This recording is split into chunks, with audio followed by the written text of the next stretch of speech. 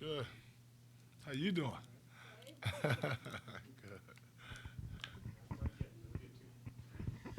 Hey, Mike.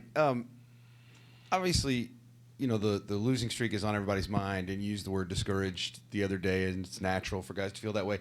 Is there anything for you that you just do to get away from it all? Just kind of block out all the losing streak stuff and just get away from everything for a minute? Yeah. Probably several things. One, I have my mom coming in town this weekend, which would be awesome to see her. I think she's actually on the road right now with my aunt and uncle. It'll be great to see them. I don't get to see my family often, being back in D.C. And a little bourbon and a cigar, in the evenings, kind of, just gives me a moment to kind of rest and relax and take it all in. So, yeah, but it's a 24-hour, 7-day-a-week deal, and trying to, my son, would obviously be another thing. My wife and my son being able to come home and hold him and play with him. He can care less about the losing streak, obviously. So being able to mess around with him is something else that really takes my mind off of things. Mike, probably the best moment of this season was the cigar in the Bahamas after you guys won those 2 games and then the start of ACC play. What do you think is the biggest thing that's maybe missing with the team now that you guys had in those moments? Yeah, nice segue, right?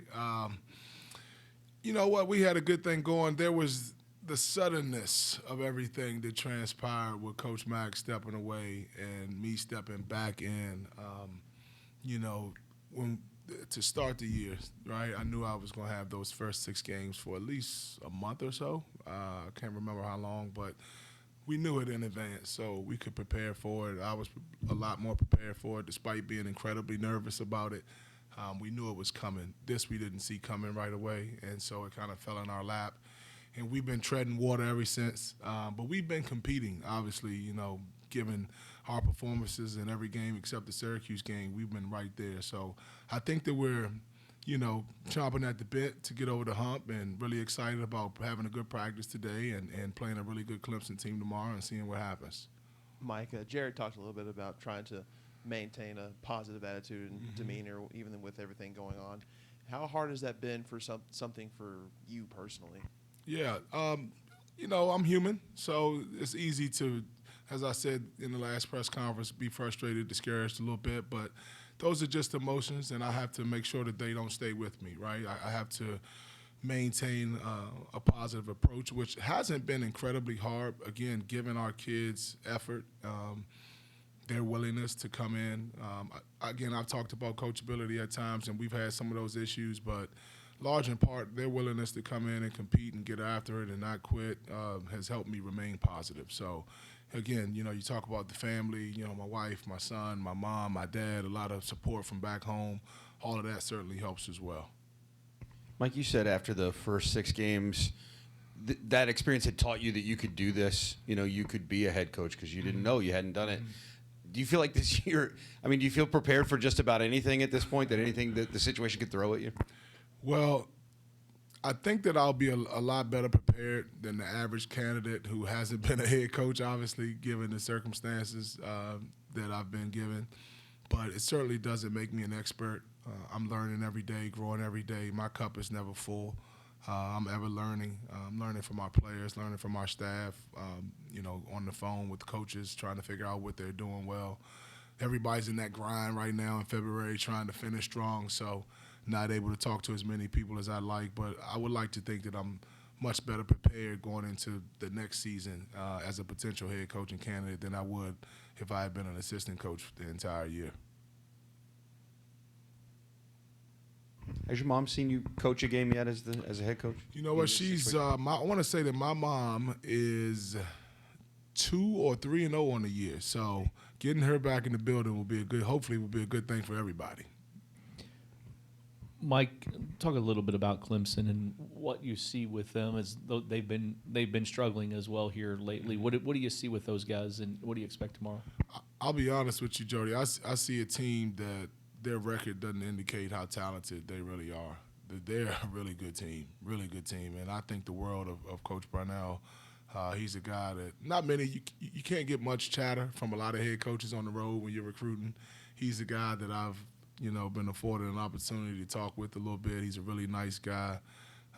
Incredible coach. I think for their team, P.J. Hall is an animal. He's one of the best bigs in the league by far. I think they're very well-rounded on the perimeter as well, with some guys that can handle the ball and get in the lane and shoot it. They're a really good team, even without Hunter Tyson, who I know was a big-time contributor for them. They're going to be tough to beat in here on Saturday, and it starts with us being able to contain P.J. Hall and not allow him to get easy baskets around the rim.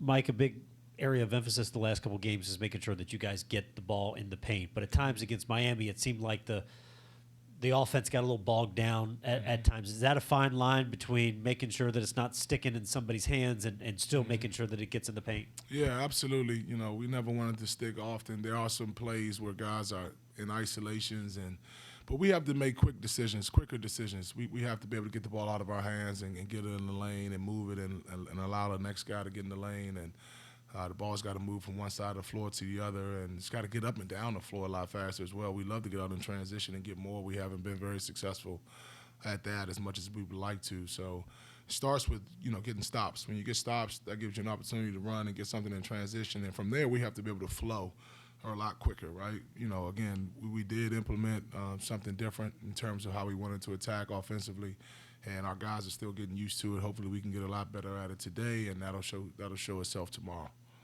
Mike, you changed offenses obviously coming into the year. You wanted to do something a little different in terms of the pace and space stuff. And anytime you do that, there's going to be an adjustment period. You haven't had time to recruit necessarily to a style of play. How different is what you're doing now than maybe what you guys envisioned in October? It's I would say it's drastically different, to be quite honest. We wanted to get our bigger guys in the lane a little more, still setting a ball screen, but it allows us, if we choose to play two traditional big guys. It does involve a rhythm and a timing that takes time, but it is vastly different from what we were doing at first. I thought that our offense to start the year, in principle, in theory, it was something that's really solid and something that you see a lot of teams doing, to be quite honest, at the pro and college level. But unfortunately, it didn't necessarily serve this team well. And, any coach wants to play to the strengths of his players. And so we started to tweak some things with Coach Mack. And then when he left, there was still some remnants of it. And then we just finally decided, hey, we have to move away from it entirely, and we have to figure something else out. And we try to call more set plays and, again, implement a different flow game. And that takes an adjustment. That takes some time. We talked about the Bahamas earlier. We were a different team. We were running things differently offensively. We had a different vibe. The kids really got used to me, and we understood the assignment. Hey, we got 6 games here before Coach Mack comes back. Let's get them all right? We got 5 out of the 6. Down the bombshell happens, and now we're starting over. And so it's no excuse. We have to pick up the pieces and move on and figure it out. And, again, we've been right there. So hopefully we can press forward and knock that wall down and get a W here tomorrow. Mike, you talked a lot about coachability in that last press conference. How have the guys kind of responded to that since you made those comments? Yeah, I think it's been much better, to be quite honest. Again, and I didn't want to make it seem like our guys are the worst guys in the country. I hope I didn't paint that picture. I'm sure that there are a lot of coaches out there that have the frustration that I've had at times this year with our guys, being good listeners, active listeners, and then doers, right? And not, feeling like they have to have something to say or any of that. But that goes on, I think, in every program. And I think our guys have responded as I've made that a bigger issue. And, obviously hoping going forward that that's not something that we have to worry about. We certainly don't have time for it. We need to be working on the things that pertain to winning. And I think that our guys understand that, and we'll be much better in that area. What's your favorite NBA player? All right. I thought you were going to be a lot harder than me on me than that. My favorite current NBA player is probably, because I'm biased. No, like as a kid. Oh, as a kid. Okay, even better. Michael Jordan. When I was your age, I had all his tapes. You don't even know what a tape is, I'm sure. But I had the VHS and the Come Fly With Me and the Jordans and the shorts and the wristband and the whole 9. I was a bigger version of Mike.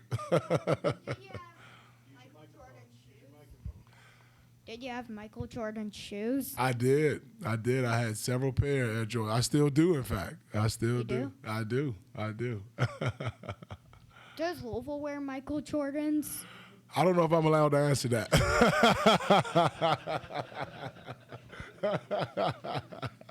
I think I'm bound by that one.